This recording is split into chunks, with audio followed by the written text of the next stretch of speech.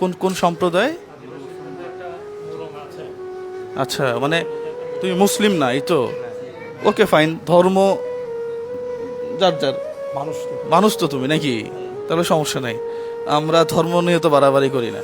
হ্যাঁ, যে যার যার ধর্ম পালন করবে, সমস্যা নাই।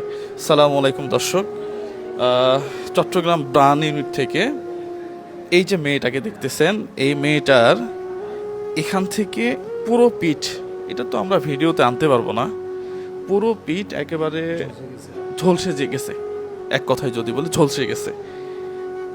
এই অবস্থাতে আজকে, তুমি একটু এই পাশে আসো তো। আচ্ছা, আমি যাচ্ছি ওই পাশে, আপনি এই পাশে আসেন, হাসান ভাই এই পাশে আসতে পারেন।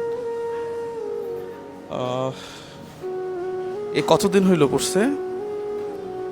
জি, কয় মাস হইছে? 4 মাস হয়েছে। আচ্ছা, ও একটু বাংলা কম পারে, সমস্যা নাই।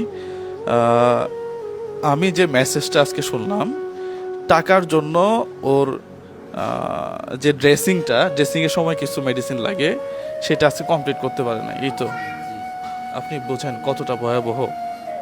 তোমার আব্বু কি করে? কৃষক কাজ করে। কৃষক মানে জম চাষ করে, এই তো। Okay fine. তোমার বয়স কত? বাংলা পারো? হ্যাঁ, বাংলা পারে না তুমি? আচ্ছা, কষ্ট হয়, কষ্ট হয়। আচ্ছা, ওর কি কষ্ট হয় বলো তো?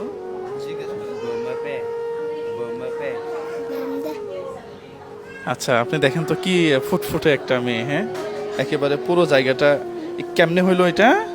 তা শীতের সকালে আগুন পোহাইতে গিয়ে জামাতে আগুন ধরছে। ও আচ্ছা আচ্ছা, কি দেখবে না একটু? হ্যাঁ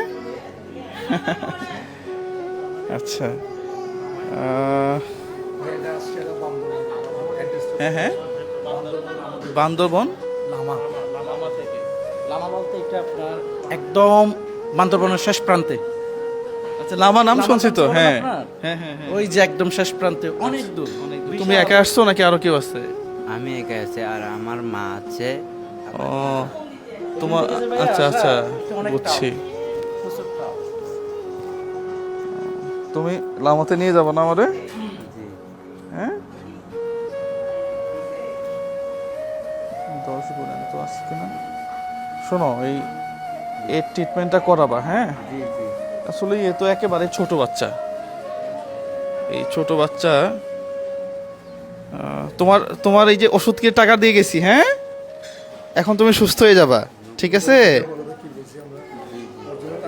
আচ্ছা, সমস্যা নাই, ওষুধের টাকা আছে। হ্যাঁ, এটা ওষুধ, আচ্ছা না বুঝুক, সমস্যা নাই। এটা এটা এটা এটা এটা এটা তো, আচ্ছা, এই হাতটাও ঝলসানো। আচ্ছা, সমস্যা নাই, এটা নেও। হ্যাঁ, এখানে 10,000 টাকা আছে, ঠিক আছে? আহ, না সমস্যা নাই, হাসার দরকার নাই, ও সুস্থ হোক, এতটুকুই চাই। ওকে দেখিয়ে রাখিও। হ্যাঁ, আর এখানে আমি যদি একটু মেসেজটা এইভাবে কমপ্লিট করি, এরকম হইলো কিভাবে? এটা হচ্ছে আপনার ওই মুরগির ফার্ম আছে না, মুরগির ফার্মের ভুসি পোড়া দিছে, তো এখানে পা দিছে, পা দিয়ে পড়ছে। আচ্ছা, মানে এ মুরগি ফার্মের মধ্যে আগুন দিছিল, ওইখানে পা দিয়ে এরকম হয়েছে। আপনি কোথায় ছিলেন? আমি বাসায় ছিলাম। Okay fine. আচ্ছা, খেলতেছিল মাঠে। আচ্ছা, আপনার বাচ্চাটা কিভাবে এরকম হইলো? এটা হলো আমার আম্মা গরম ছালি এক জায়গায় রাখছিল আর আরও আমার বাচ্চা আছে, ওনারা একসাথে খেলা করতে সময় যাওয়ার সময় ওই যে গরম ছালিতে ফাড়া দিচ্ছে আর উনি। আপনারা কোথায় ছিলেন?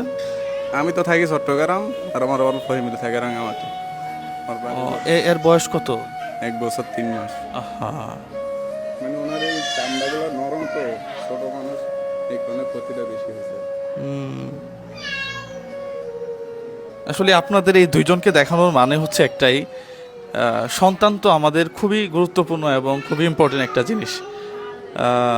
আগুন জ্বালানোর সময় আপনারা একটু খেয়াল রাখবেন যে এখানে যেন অন্য কেউ এসে, কোনো একটা বাচ্চা, দেখেন তো এই ছোট্ট একটা বাচ্চা, এর 2টা পার অবস্থা এত খারাপ, উনি আমাকে ইয়াতে দেখাইছে, ভিডিওতে দেখাইছে, মানে একেবারে 2টা পা খুব বাজে অবস্থা।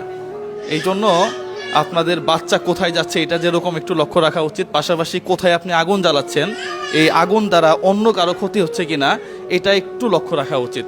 এখানে অনেক ছোট বাচ্চা আছে, একটা দুইটা না, আর সবগুলা বাচ্চার হিস্টোরি ঠিক সেম প্রায়, হ্যাঁ, যে অভিভাবক হয়তো একটু একটু কেয়ারলেস ছিল, হ্যাঁ, এই জন্য হয়েছে।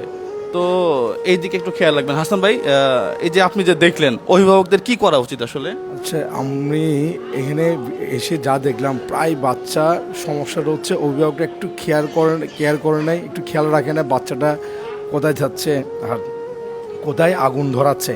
এই জিনিসটা, যে আগুন যে জায়গায় ধরাচ্ছে এখানে অন্য কোনো বাচ্চা এসে পা দিবে কিনা এই জিনিসটাও খেয়াল করে নেয়, বিদায় এই অ্যাক্সিডেন্টগুলো হয়ে আছে। অনেক কিন্তু হাসান ভাই, পুরা হসপিটালে শিশুই বেশি, 2 ভাগের 3 ভাগের শিশু দেখলাম। সবগুলো হলো এই ভাই যেটা বললেন, অভিভাবকরা খেয়াল করে না, অত যেখানে আগুন ধরাইছে চিন্তা করে না যে ওই জায়গায় একটা বাচ্চা এসে পা দিতে পারে। তো আমাদের এটা খেয়াল রাখতে হবে যে যখন আমরা আগুন ধরাবো, যে কাজের জন্যই ধরাই,